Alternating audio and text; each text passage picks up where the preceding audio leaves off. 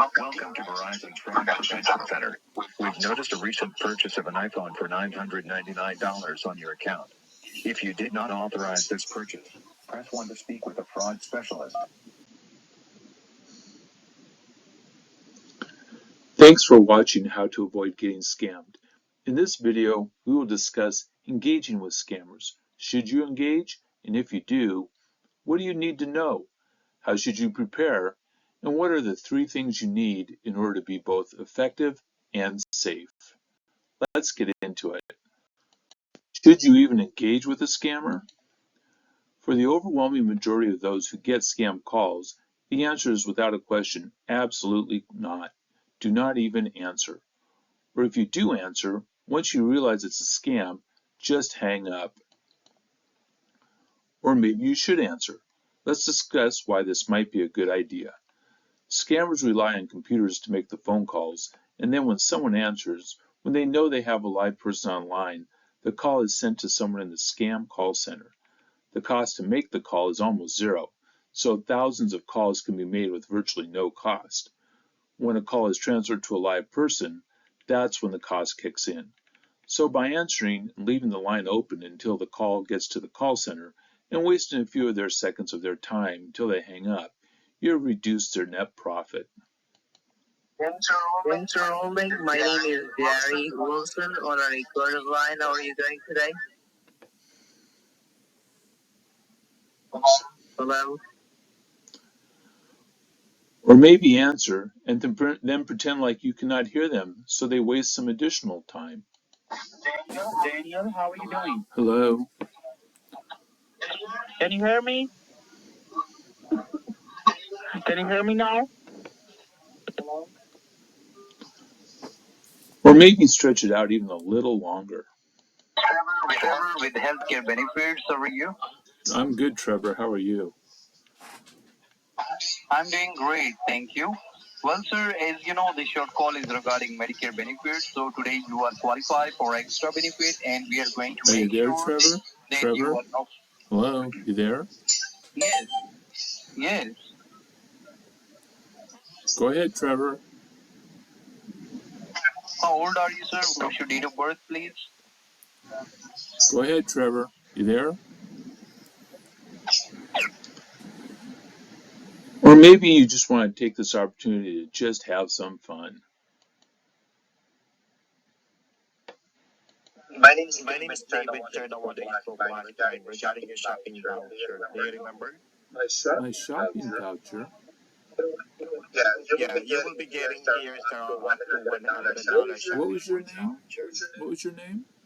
My name is David. I am the one that you spoke last time, sir, regarding Are you your are shopping you voucher. are you the guy that borrowed the money from Johnny Two Guns?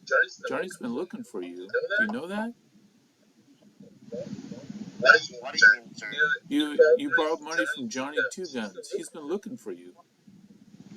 Do you know that?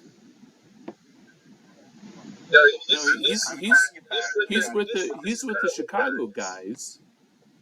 No, he doesn't take kindly to that not getting paid his money back.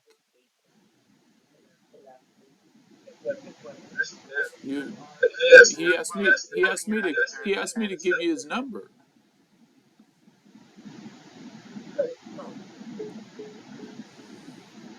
They know you about as well as you know them, so make up a story and be creative.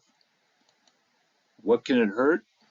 Scammers are criminals, and while the odds of them showing up in your doorstep is almost non-existent, since they are almost all located overseas, there are other ways they can target you if they so choose.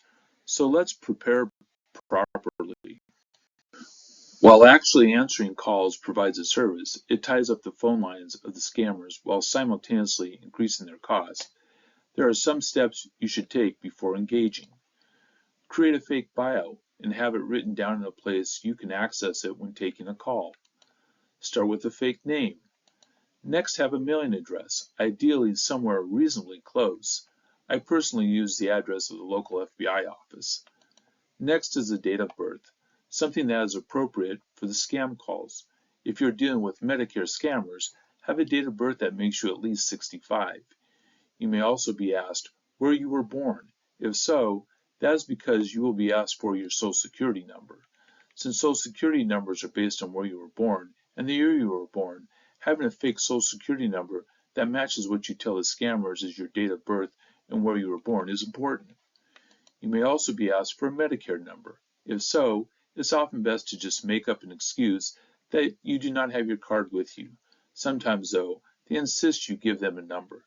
The Medicare number format is very specific, so if you make up a number that does not follow the format, they will know it is fake.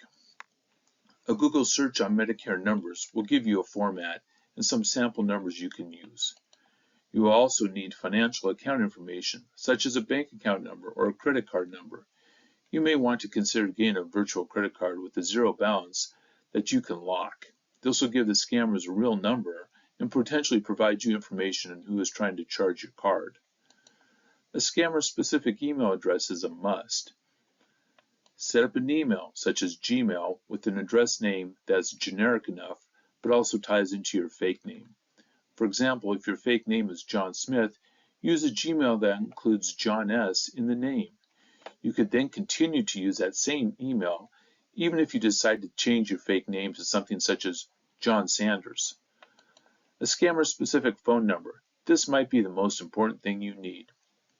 There are a number of free voice over IP or VoIP phone options that work through your computer and/or a cell phone, such as Apple or Android. One example of such a service is Google Voice, which is tied to a Gmail account. It is important that whatever scammer phone number you use, you will want to be able to put it on a Do Not Disturb so that you can control when you are dealing with these calls and to avoid it ringing with scam calls day and night.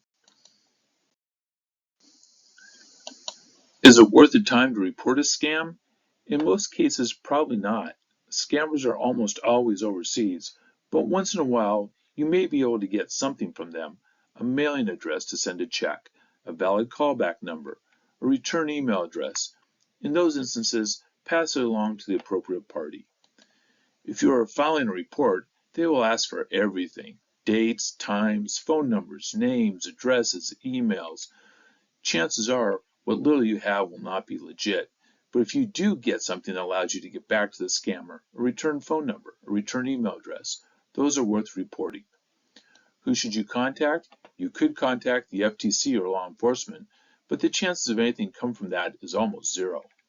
Other options, if you have a valid phone number and email address for the scammers, would be to pass it along to known scam baiters, people who are on social media, YouTube, Twitter, TikTok, etc., who go after scammers. They have the tools and resources to cause havoc at the scammer call centers. In situations where the scammer is impersonating a company such as DirecTV in the TV services scam calls, passing along any phone number or email to the actual TV company can be helpful in shutting down the scam. I myself have passed along contact information to DirecTV for more than one TV services scammer operation. If you get a scam call to your real phone number, do not answer it or hang up immediately. Taking scam calls in this phone number will only encourage more scam calls to this phone number. Have your scam bio prepared: name, address, date of birth, email, social security number, and financial accounts.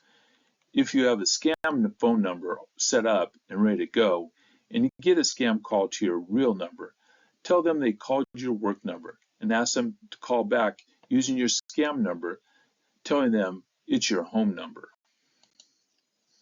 What next? Share this information with friends and family who may be vulnerable to being scammed. Scams happen. Let's keep them from happening again. Contact your elected officials about strengthening the laws against scams and holding accountable those who know, should know, or enable these scams. Always trust your instincts. If you know this call seems odd, this seems unlikely, this does not make sense, chances are you're correct. Thanks for watching.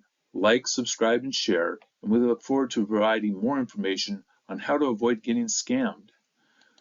Please comment with any questions, suggestions, or ideas for future videos. Let's put these scammers out of business.